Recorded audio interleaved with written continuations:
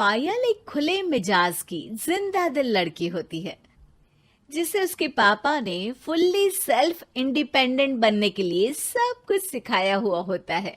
एक शाम पायल अपनी बाइक पर सीटी बजाते हुए कॉलेज से घर वापस पहुंचती है, जिसे देखते ही उसकी मम्मी गुस्से में पूरा घर सिर पर उठा लेती है।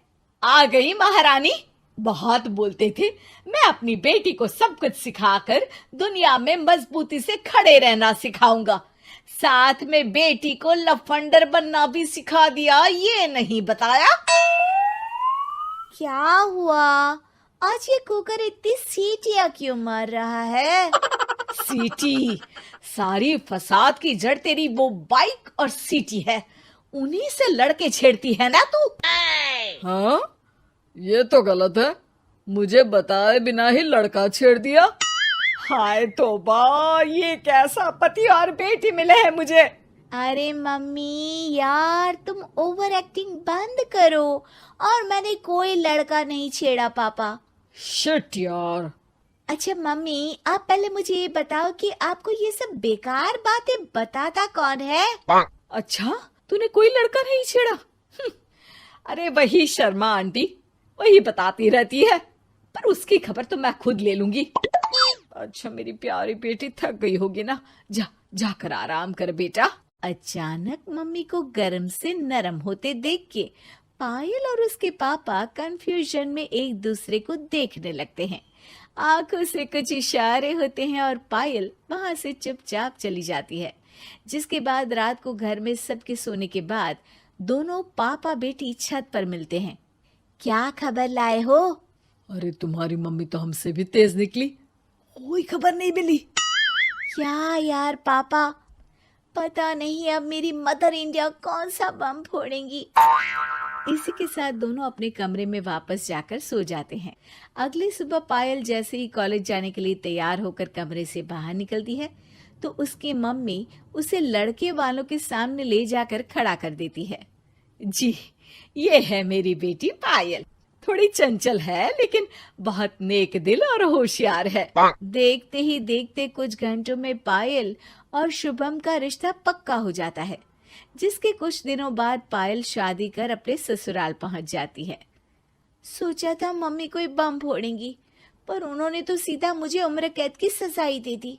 बहू, अब उम्र कैद समझो या बम, रहना तो यही है, निभाना यही है, इसलिए छिछोरी हरकतें बंद करनी होगी। है? ये आप क्या बात कर रही हो? मैंने क्या किया? इतने मासूम ना बनो, मुझे तुम्हारे कारनामों के बारे में सब अच्छे से पता है। ऐसा बोलकर सास तो वहां से चली जाती है, लेकिन पायल सोच में पड़ी वहीं खड़ी रह जाती है। जिस पर शुभम उसके पास आता है। तुम मम्मी की बात का बुरा मत मानना, वो पड़ोस वाली आंटी ने उन्हें तुम्हारी बाइक चलाना, सीटियां बजाते हुए घूमना, बेधड़क सबसे बात करना वगैरह जैसी कुछ बातें बता दी है, जिसे सुनकर उन्हें गुस्सा आ गया है। पर फिक्र मत करना, धीरे धीरे साथ रहने से वो भी ठीक हो जाएंगी। Thanks for your concern, but I don't care. Payal सीधा अपने कमरे में चली जाती है। अगली सुबह कॉलेज जाने के लिए तैयार हो सीटी बजाते हुए कमरे से बाहर निकलती है, जिसे देख सास गुस्से से तिलमिला उठती है। महारानी, शादी के अगले ही दिन ये हीरोइन बनकर कहाँ चल पड़ी? और ये लफंगों की तरह सीटियां बजाना बंद करो।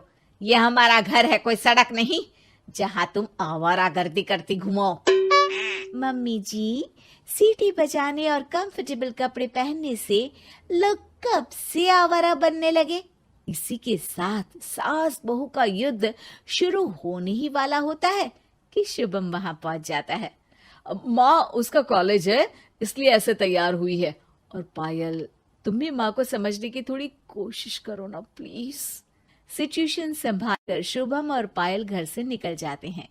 इसी तरह दिन बीतने लगते हैं, जिससे सास बहू की लड़ाइयों के बीच शुभम पिसता रहता है, लेकिन साथ ही वो दोनों एक दूसरे की आदतों को अपना भी लेती हैं। पर पायल का सीटी बजाना सास को आज भी नागवारा ही होता है। आसमान गिर जाएगा, धरती फट जाएगी, पर इसकी सीटी ना जी ना, कभी बंद नहीं होगी। अरे मम्मी जी, जब आप मेरे कुछ बोले बिना सीटी से ही समझ जाती हो कि मैं क्या बोल रही हूँ, फिर इसे बदलने की क्या जरूरत? यही तो हमारी यूनिकनेस है। पायल की बात से ज्यादा सहमत ना होते हुए भी सास हंस पड़ती है। उसी शाम पूरा परिवार घूमने जाने का प्लान बनाकर घर से निकल जाता है और उनके जाते ही घर में चोर घुस आते हैं और तभी वो सब भी दोबारा घर के अंदर आते हैं बाहर से। क्या यार पायल, एक शाम भी फोन के बिना नहीं रह सकती थी क्या? घर में ही तो फोन है, कहाँ चला जाता? अब जल्दी अंदर जाकर अपना फोन लाओ, मम्मी और मैं यहीं बाहर वेट करते हैं। ज्यादा बोल रहे हो, देखो अब और धीरे काम करूंगी। ऐसा बोलकर पायल घर के अंदर जाती है और बहुत देर तक बाहर निकल कर नहीं आती। अरे ये तो सच में जानबूझकर लेट करने लगी। चल कर देखते हैं ना। दोनों जैसे ही मेन डोर के नजदीक पहुंचते हैं, उन्हें पायल के सीटी बजाने की आवाज सुनाई देती है। हमें लेट करके खुद मजे से बैठी सीटियां बजा रही है। अरे गधे, ये मजा नहीं सजा है, जल्दी से पुलिस को फोन कर।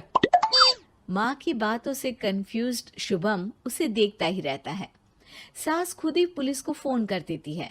कुछ देर बाद वो दोनों पुलिस के साथ घर के अंदर जाते हैं तो पायल एक कुर्सी पर बंधी होती है और सास को देखते ही दोबारा सीटी बजाने लगती है। सीटियों की दुकान फिर से शुरू हो गई तू? और क्या इन सबको कह रही है कि चोरा है चोरा है?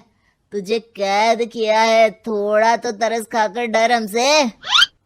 और प्यार से क्या बोल रहा है इससे? अरे इसके सर पर बंदूक लगा, ठोक दे इसको। अरे चल झूठे, तेरे पास तो हथियार है ही नहीं। सास की बात सुन वहां मौजूद सारे इंसान हैरान रह जाते हैं और पुलिस तुरंत उन चोरों को अरेस्ट कर लेती है। आपको कैसे पता कि इनके पास हथियार नहीं है? अरे सीटी नहीं तो बताया।